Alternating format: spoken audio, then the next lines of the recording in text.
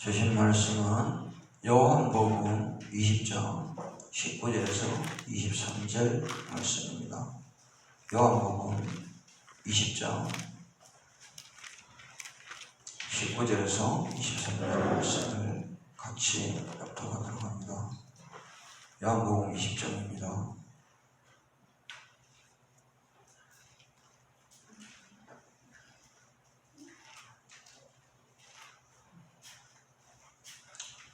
요한복음 20장 19절에서 23절 말씀을 같이 합독합니다. 요한복음 20장 19절 이날 곧 안식 후 첫날 저녁 때에 제자들이 유대인들을 두려워하여 모인 곳의 문들을 닫았더니 예수께서 오사 가운데 서서 이르시되 너희에게 평강이 있을지어다. 이 말씀을 하시고 손과 옆구리를 보시니 제자들이 주를 보고 기뻐하더라. 예수께서 또 이르시되 너희에게 평강이 있을지어다. 아버지께서 나를 보내신 것 같이 나도 너희를 보내노라. 이 말씀을 하시고 그들을 향해 숨을 내쉬며 이르시되 성령을 받으라. 너희가 누구의 죄든지 사하면 사하여질 것이요 누구의 죄든지 그대로 두면 그대로 있으리라 하시니라. 아멘. 오늘 말씀은 성령을 받으라, 이 말씀을 여러분에게 전하도록 합니다. 아버지 감사합니다. 부족한 저희들에게 당신의 영의 양식을 새벽제단에 허락하시니 감사합니다. 성령을 받으라, 이 말씀을 임하게 하셔서 우리 마음 깊은 곳에 성령이 임하게 하여 주시옵소서. 모든 것 주께 부탁드리며 거룩한 예수님 이름 받들어 기도드립니다. 아멘. 오늘 요한복음 20장 22절 말씀을 보면 이 말씀을 하시고 그들을 향하서 숨을 내쉬며 이르시되 성령을 받으라. 이 말씀을 통해서 성령을 받으라는 제목으로 은혜를 나누고자 하는데요, 성령을 받으라는 이 말씀은 요엘서 2장과 사도행전 2장에서는 하나님의 약속, 마태복음 3장에서는 세례 요한의 선구적인 선언, 본문 요한복음 20장 22절에서는 예수께서 부활하신 후에 우리는 선언이나 언약이라고 말하고 있습니다. 우리는 예수님의 마지막 부분에 성령을 받아라, 이 말씀은 성령을 선물로 주시겠다는 약속입니다. 저는 여러분이 말씀드리지만 신앙생활을 참 오래 했지만 여러분 육신은 주님을 배웠지만 내 안에 마음이 주님을 보지 않아서 성령이 임하지 않은 분들이 많습니다. 여러분, 우리는 성부, 성자, 성령 삼위일체 하나님은 다 합니다.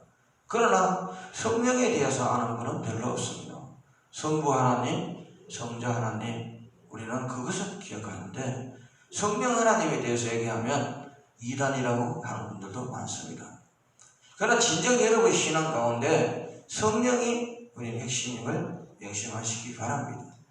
그러면 성령에 대한 시대적으로 어떻게 달라왔느냐, 인류 역사를 세 시대를 나눈다면 첫 번째는 성부시대, 둘째 시대는 성자시대, 셋째 시대를 성령시대로 권하죠. 성부시대는 간접적으로 성부 하나님께서 역사하신 율법의 시대가 성부시대입니다.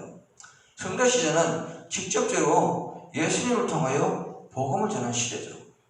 이 성령시대는 우리에게 보혜사 성령으로 역사하시는 은혜의 시대입니다. 여러분, 지금 여러분 모든 응답받는 것은 성령 하나님의 응답입니다. 아멘입니까? 인정하십니까? 여러분, 지금은요, 성부 하나님이 여러분의 응답하는 게 아니고 성령 하나님이 응답하시죠. 그렇기 때문에 성령시대랍니다. 성령시대는 체험적으로 우리 보혜사 성령께서 역사하신 은혜 시대인데, 우리 이 시대 중에 지금 여러분 이 시대는 바로 성령의 시대다. 그러면 율법은 하나님께서 오랜 시기를 통하여 우리를 키우신 나무라면 예수님은 나무의 아름다운 꽃이요, 지금 여러분 이 시대는 열매는 성령이라는 거죠. 그러면 나무는 하나님이요, 우리 어떤 면에서는 꽃은 예수님이요, 지금 우리는 열매는 성령입니다. 그럼 이래 비하면 혹시나 또 새로운 또 우리 신무 아닌가 이런 얘기 하는데, 여러분 절대 저는 아니고 대한 예수교 장로의 합동적 총신 출신입니다. 저는 여러분이 당당하게 말씀드립니다. 성령 하나님은 나에게 무엇을 하느냐? 여러분 기도에 응답을 주시죠. 오늘 새벽에 여러분이 기도하시면 천사들이 여러분 기도를 전부 금대접에 담아서 여러분 예수님에게 올려드립니다. 예수님, 오늘 김은총 권사가 이런 기도를 했습니다. 그러면 그거를 들은 예수님은 거기서 좋은 것만 다 정보하셔서 하나님께 아뢰죠. 아버지, 우리 김은총 권사가 오늘 새벽에 이런 기도를 하는데 아버지 어떻습니까? 아이고, 가가 그런 기도 하나 들어줘야지. 그러거든. 그러면 누굴 시키느냐? 성령 하나님에게 시킵니다. 야야, 가가 그런 기도 하는데 꼭 들어줘야 안 되겠나? 그럼 성령 하나님이 사람을 통해서 역사하시죠. 아멘. 이게 기도의 사이클입니다. 근데 모든 분들은 기도하면 그냥 하나님 즉흥적으로 그래 은총을 받아라 이말 도석도 들고 있으면 던져주는 걸 착각하는데 아닙니다. 성부 하나님, 성자 하나님, 성령 하나님 세 분이 다 응답하셔야 여러분에게 응답이 온다는 거죠. 아멘입니까? 그래서 여러분 기도하면 그냥 직속으로 우리 하나님이 직접 계시하셨다. 그런 분들은 사자의 능력이 많습니다. 사자의 능력을 먼저 아시죠? 사자의 능력은 여러분 무시무시합니다. 주님 주신 능력보다 사자의 능력이 유혹의 영이 있으며 미혹의 영이 있으며 우리를 넘어뜨리는 영이 있다는 거죠. 그래서 사자의 영에 조심하셔야 됩니다. 저는 말씀드리지만 여러분 기도하시면 천사들이 오늘도 옆에 다 듣고 계십니다. 그래서 여러분 기도할 때 여러분 온 마음을 다하여 성품을 다하여 주님께 온전히 기도해야 된다는 사실을 기억하시기 바랍니다. 기도하면 그냥 기도가 그냥 여러분 하나님 다이렉트 가시면 얼마나 좋겠습니까? 그 기도를 여러분 주님께서는 우리 천사를 통해서 받으셔서 예수님은 중보 기도하시죠. 여러분에게 더 많은 것을 주시려고 이 김원정 권사에게 죄송한데요. 김원정이 기도할 때마다 하나님 그 기도 하나를 다 검토하시고 꼭 필요한 것은 성령님을 통해서 여러분 전하라고 하죠. 그러면 여러분 기도는 줄 사람이 응답받아야지 받을 사람이 응답받으면 안 돼요. 골치 아픈 거예요. 어떤 분이 저한테 그럽니다. 목사님한테 가면 하나님이 1,000,000원 주신다는데요. 나는 그걸 응답받은 적이 없거든요. 줄 수도 없고요. 근데 하나님이 저에게 감동 주시면 1,000,000원 1억이라도 저를 통해서 역사하고 주님 주실 겁니다. 저는 좋아야 되죠. 근데 항상 기도는 받을 사람이 응답받았다면 그거는 사자입니다. 줄 사람이 응답받은 것은 진짜예요. 저는 얼마 전에도 저희 교회에 폐암하고 간암인데 3개월을 못 산다는 분이 저 치료하는데 눈물을 하염없이 흘리고 회복이 됐어요. 이분이 자기 평생에 주님 전에 성전을 하나 짓는 게 꿈인데 성전을 짓지 못하고 자기가 가진 땅을 저희 교회에 기증했어요. 놀라지 마십시오. 6,200평입니다. 여러분 작은 평수 아니죠? 6,200평 여기 경산의 땅 요즘 여러분 1,000원짜리 땅 없습니다. 10,000원짜리도 없습니다. 근데 계산해 보면 우리가 계산할 수 없는 숫자의 돈을 우리 교회에 기증을 했어요. 근데 저는 그렇게 생각합니다. 그분한테 땅 다른 소리 한 번도 한 적 없어요. 저는 주님 앞에 주님 이제 저도 나이가 나이만큼 한두 살 먹어가는데 주님이 저에게 주신 소명 감당하기 위해서 우리 환자들이 와서 자연치유법으로 그곳에 자연산 약초를 통해서 우리는 차를 마시고 공기를 마시며 회복되는 곳을 달라고 기도한 지가 한 3년 됐어요. 그래서 자연치유와 주님 제언자를 접목하면 모든 병들이 떠날 것이라는 기대 속에 근데 그 기도만 했는데 하나님 허락하셨어요. 여러분 하나님은요 때에 따라 기도에 응답하신다. 때가 돼요. 아무 때나 기도 응답 안 해요. 안 하셔요. 근데 너무 초급하게 응답받으려 하지 마세요. 저는 여러분 부탁드리는 것은 시간이 있다는 거죠. 아멘입니까? 기도는 때가 돼야 응답하신다. 그러니까 준비 없는 기도, 준비 없는 행동은 안 하는 게 좋습니다. 저는 그런 생각을 드립니다. 그렇기 때문에 성령 받음에 대해서 중요한 건 뭐냐? 예수를 믿음으로 구속을 받으면 죄사함을 받죠. 모든 죄를 면하게 되는데 근데 제 본성은 남습니다. 우리들의 본성은 성령의 권능을 받으면 없어지죠. 본성을 없애는 건 성령의 권능입니다. 저는 여러분 예배를 드리러 오면 하나님께서 여러분에게 은혜를 내리시죠. 아멘입니까? 예배를 여러분 온전히 드리면 은혜를 받습니다. 은혜를 받고 여러분 주님 앞에 감사를 하게 되면 은총이 임합니다. 김은총이 아니고 그냥 은총입니다. 그냥 은총이 임하죠. 은총이 하게 되면 여러분 하나님 앞에 감사로 하나님 감사합니다. 오늘 은총은 하나님은 여러분 각자의 은총을 내리죠. 그럼 은총은 여러분 쓰시면은 여러분 우리는 은사가 임합니다. 아멘입니까? 은사가 임하게 되면 은사를 받고 나서 사용하시면 능력이 임합니다. 능력이 임하는 거 사용하시면 기적을 나타내요. 그래서 여러분 이것까지 가야 여러분은 신앙생활을 하는 겁니다. 근데 보통 신앙생활은 예배드리고 은혜 받으면 끝납니다. 근데 아닙니다. 여러분은 예배를 드리면 은혜를 받아야 됩니다.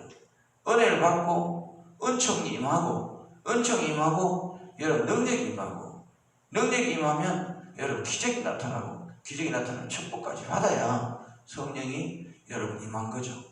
그래서 다시 한번 말씀드리면 첫 번째 예배를 온전히 드려라. 그러면 마음에 은혜가 임한다.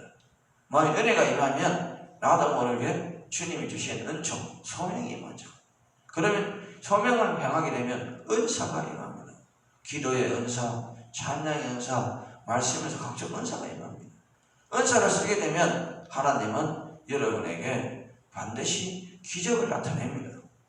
기적을 나타내고요. 기적을 나타내게 되면 이 능력이 임하고 능력이 임하게 되면 축복이 임합니다. 주님이 일을 하면 주님이 굶어 죽이지 않고요. 주님이 축복을 주십니다.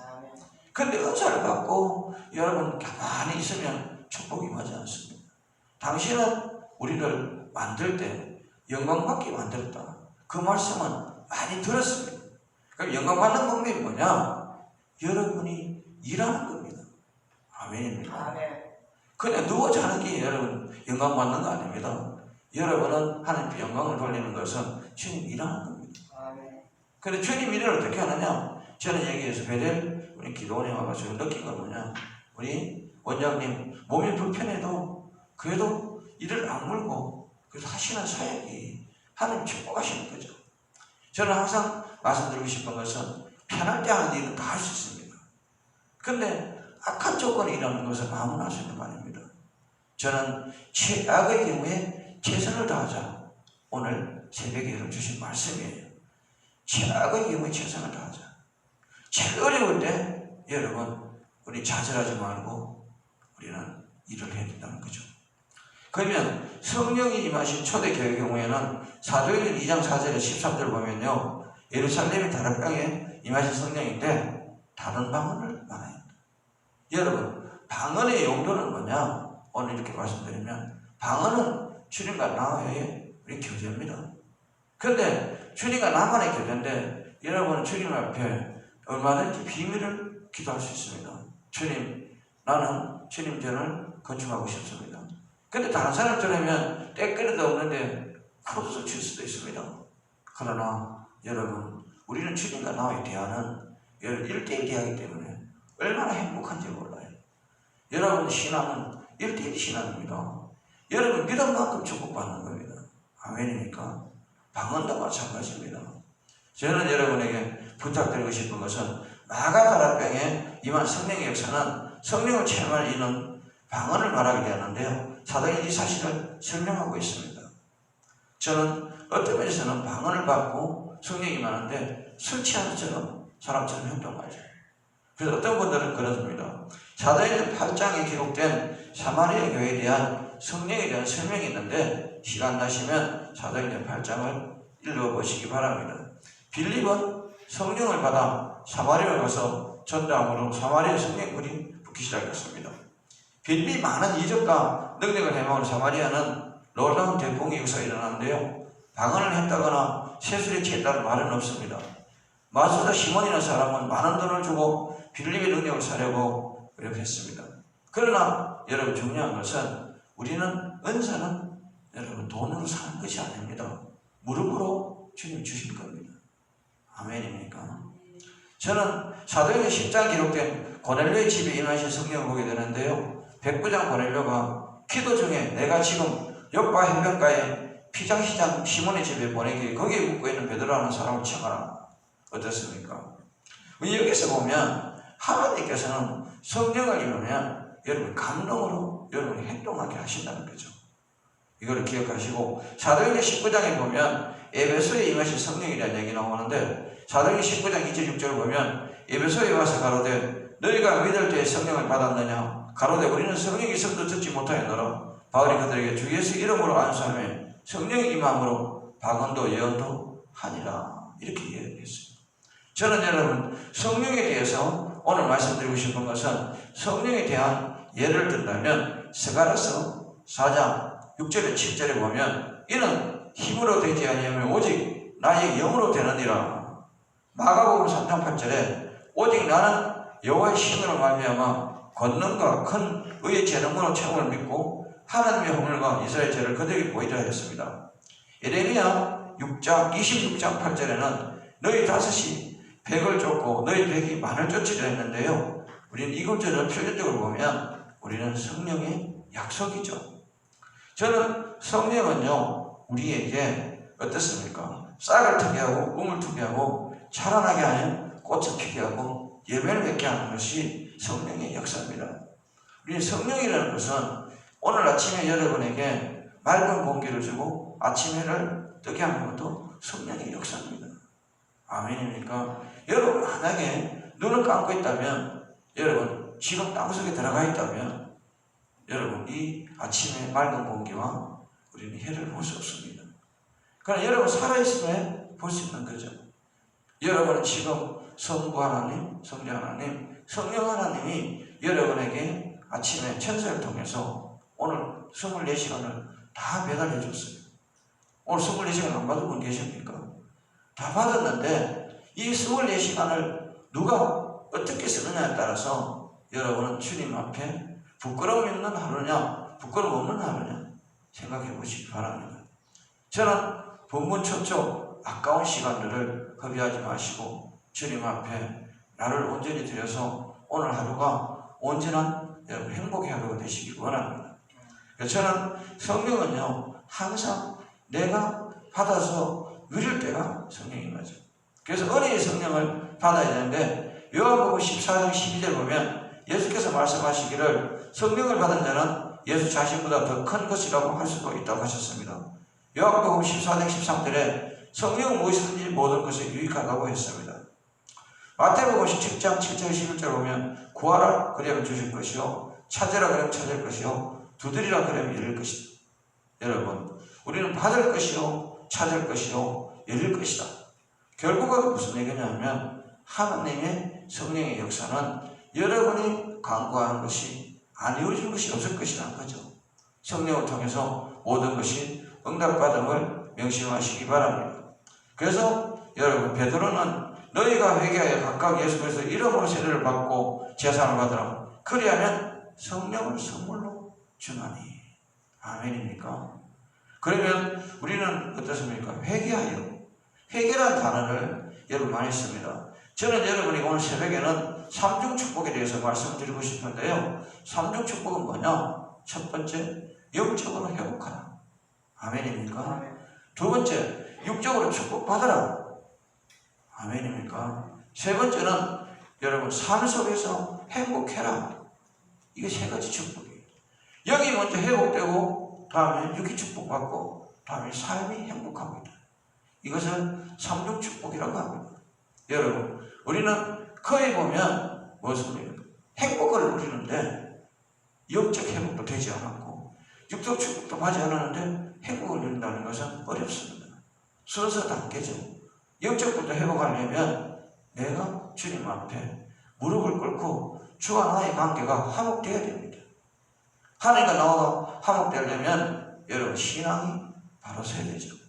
그러려면 육신의 모든 문제의 축복은 여러분 끝납니다. 주님께서 채우시니까. 그 다음부터는 여러분 마음이 행복해집니다. 저는 부탁드립니다. 상중 축복이 여러분 임하기를 원합니다. 마지막으로 여러분 성령을 훼손해서는 안 될 것에 대하여 한마디 여러분 말하고자 합니다. 마태복음 12장 31절 37절에 보면 사람의 모든 죄와 해방은 사하심을 얻되 성령을 해방하는 것은 사하심을 얻지 못하겠고, 여러분 성령 해방제에 대해서 많은 목사님이 설교를 듣습니다. 그럼 과연 성령 해방제가 예배 드리는데 어린아이가 이어서 온다고 성령 해방제냐? 아닙니다. 오늘 마태복음 12장 31절부터 37절 말씀을 여러분 한 번에 읽어보면 그런 소리지 않습니다. 성령 해방제는 오늘 여러분이 다시 한번 읽어보시기 바랍니다. 마태복음 12장 31절 30절인데요. 마태복음 12장 31절에 그러면 내가 너희에게 이르노니 사람의 모든 죄 해방은 사하심을 얻되 성령을 해방하는 것은 사하심을 얻지 못하리라 이렇게 얘기했습니다. 우리는 마가복음 3장 29절에 보면 누구든지 성령을 해방하는 사하심을 영원히 얻지 못하고 영원한 죄에 처하리라 했습니다. 우리는 어떻습니까? 누구든지 말로 인자를 거역하며 사하심 받으리요 성령은 모든 자가 사하심 받지 못하리라. 히브리서 10장 28절 29절에 모세의 법을 피한 자도 두세 증인을 인하여 불쌍히 여김을 받지 못하고 죽었거든. 하물며 하나님 아들을 밟고 자기를 거룩하게 한 언약의 피를 부정한 것은 여기고 은혜의 성령을 욕되게 한 자는 당연히 받을 형벌이 얼마나 대공하겠느냐 이렇게 얘기했습니다. 마지막으로 데살로니가전서 5장 19절에 성령을 소멸하지 말라 이렇게 말하고 있습니다. 여러분 오늘 아침에 여러분에게 말씀드린 성령을 받아라 다시 한번 생각해 보시고 성령을 받아야 되는 이유에 대해서 설명을 여러분 드렸습니다. 성령은 여러분 하나님이 나에게 주신 겁니다. 여러분 돈으로 사는 것도 아니고 여러분이 받고 싶어 하는 것도 아닙니다. 하나님이 주셔야 되는 걸 명심하시고 저는 여러분 부탁을 드립니다. 성령을 받으려면 주님 앞에 나와라. 아멘. 다 같이 따라합니다. 주님 앞에 나와라. 그래야 받는다. 이게 중요한 거예요. 나오지도 않고 받으려고 하면 안 되잖아요. 주님 앞에 나와라. 그러면 주님께서 주신다. 아멘. 오늘 아침은 이 말씀을 기억하시고 제가 좋은 말은 기억 못해요. 이렇게 주님 앞에 나와라. 성령을 주신다 이래야 그 목사님 이게 걸려구나. 그래도 기억이 남습니다. 아멘. 기도합니다. 아버지 부족하고 연약하고 미련한 종이 아버지 말씀을 전했습니다. 혹여나 잘못되었다면 사하여 주시고 아버지 이름만 기억하게 하여 주시옵소서. 모든 것 주께 부탁드리며 거룩한 예수님 이름 받들어 기도드립니다. 아멘. 다 같이 보고